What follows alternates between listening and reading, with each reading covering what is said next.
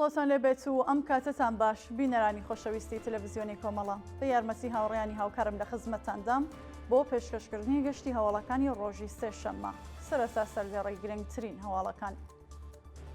بەڕێوەچوونی ڕۆڕەسمی ڕێزگرتن لە یادی گیانبەختکردوانی شۆڕەشی ژینا لە کوردستان، بەردەوامی مانگرتنی بێهزاد ڕەسووڵی لە بەندیخانەی شاری سەقز، ناڕوونی چارەنووسی هاوڵاتیەکی دەستبەسەرکراوی خەڵکی شاری پیرانشار لە سێدارەجانی نۆ بەندکراو لە زیندانەکانی ڕژیمی کۆماری ئیسلامی و گیانەدەستان و برینداربوونی چواردە کرێکار لە چەند ڕووداوی جیاواز.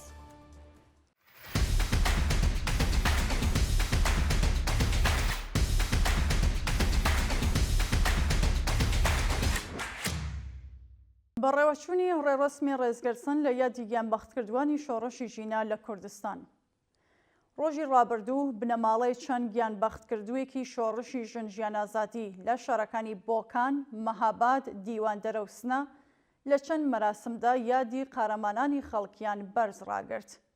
بە پێو وێنانێ بەدەستمان گەیشتوون بنەماڵەکانی مەحەممەد حەسەنزادە و ئەمجەد عنایەتی هاوکات لەگەڵ بەشداری بەرینی خەڵکی ئازادیخواز و چالاکانی مەدەنی و ژینگە پارێزان بە بەرپایی مەراسمێک و دانانی گوڵی سوور لەسەر گۆڵکۆی ڕۆڵەکانیان یادی ئەو ئازیزانەیان بەرز ڕاگرت.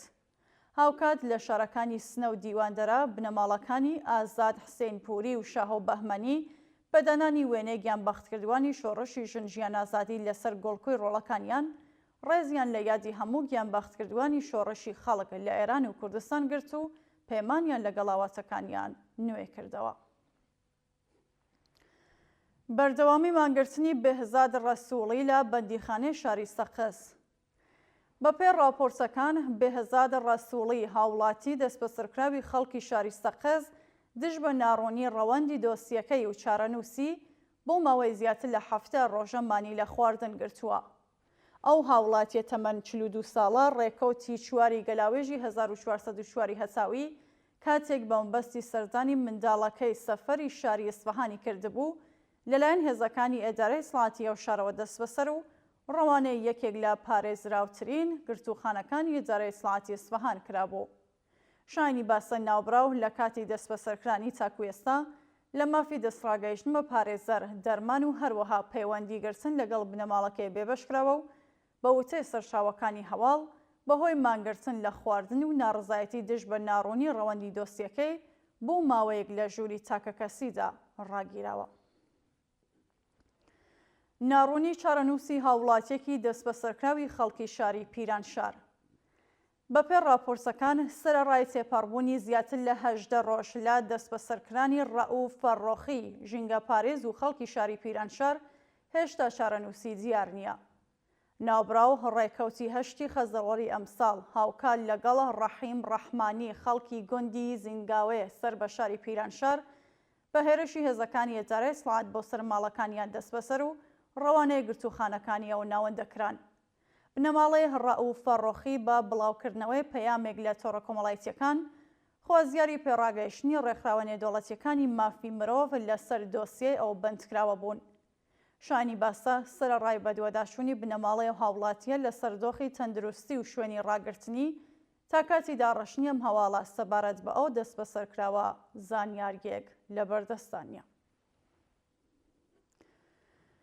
لە سێدارەدانی نۆ بەندکراو لە زیندانەکانی ڕژیمی کۆماری ئیسلامی لە ڕۆژانی ڕابردوودا هاوکات لەگەڵ شەپۆلی بەربڵاوی ناڕزایەتی خەڵک و بەندکراوان دژبە لە سێدارەدانی زیندانیان لەلایەن ڕژیمی ستەمکاری کۆماری ئیسلامیەوە نۆ بەندکراوی دیکە ئاعدام کران.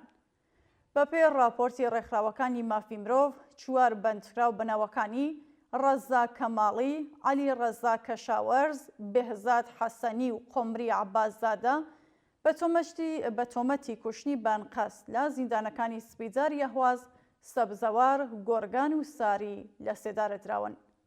هاوکات 5 زیندانی دیکە بەناوەکانی عەلی مەردان بارانی، ئەمیر فەرڕۆغنەژاد، جەعفەری سەتاری، موسەیب خاڵوەند و ئیراج ئاقایی بە تۆمەتی پەیوەندیدار بە مادە هۆشبەرەکان لە زیندانەکانی وەکیلابادی مەشهەد، زەنجان، تایبات، بەندەر عەباس و ساری ئیعدام کراون. گواستنەوەی مرتەزا سەیەدی بۆ ژووری تاکەکەسی. ڕۆژی ڕابردوو مرتەزا سەیەدی چالاکی کرێکاری و بەندکراوی ڕاگیراو لە بەندی 7 زیندانی ئەڤین لەلایەن بەرپرسانی زیندانەوە ڕەوانەی ژووری تاکەکەسی کرا. ناوبراو ڕێکەوتی 26 خاکەلێوەی ساڵی 1401 یاساوی لەلایەن هێزەکانی ئێدارەی سڵاتی ڕژیمەوە دەست بەسەر و دواتر ڕێکەوتی نوێی گۆڵانی هەمان ساڵ بەدانانی بارمتە بە شێوازی کاتی ئازادکرا. ئەو هاوڵاتیە پاشان لەلایەن لەقی دووهەمی دادگای انقلابی شارستانی شەهریار سەر بە شاری تاران بە تۆمەتی سازکردنی گروپ لە ژێرناوی یەکێتی کرێکاران بە مەبەستی تێکدانی ئەمنیەتی وڵات حکمی 2 ساڵ زیندانی تەعزیری بەسەردا سەپێنرا.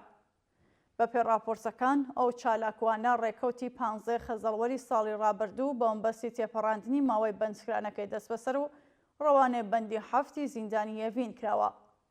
شانی باسا بە وتەی سەرچاوەکانی هەواڵ مرتەزا سەیەدی بەهۆی دەربڕینی ناڕەزایەتی دژ بە گواستنەوەی ئەحسان ئەفراشتا بۆ ژووری تاکەکەسی لەلایەن بەرپرسانی زیندانەوە حکمی بەندکرانی لە ژووری تاکەکەسی بەسەردا سەپێنراوە. مانگرتنی نەیەرە نەقەوی بە مەبەستی پشتیوانی لە براکەی.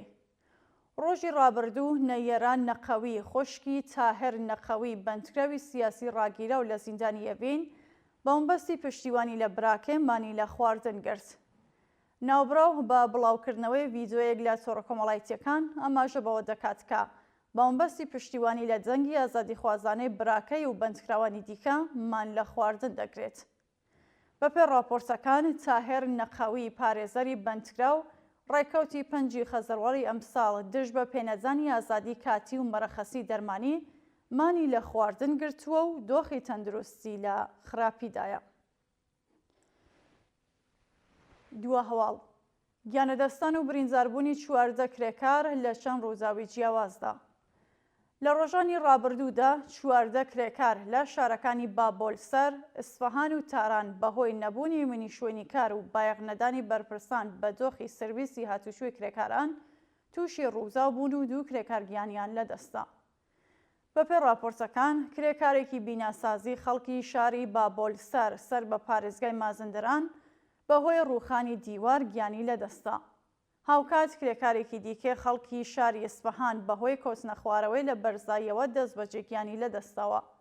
هەروەها 12 کرێکاری دیکە لە شاری ساران لە 2 ڕووداوی جیاوازدا بریندار و ڕەوانەی نەخۆشخانە کراون. بینەرانی خۆشەویست هەواڵەکانتان پێشکەشکرا هەر شاد و ئاسوودە بن.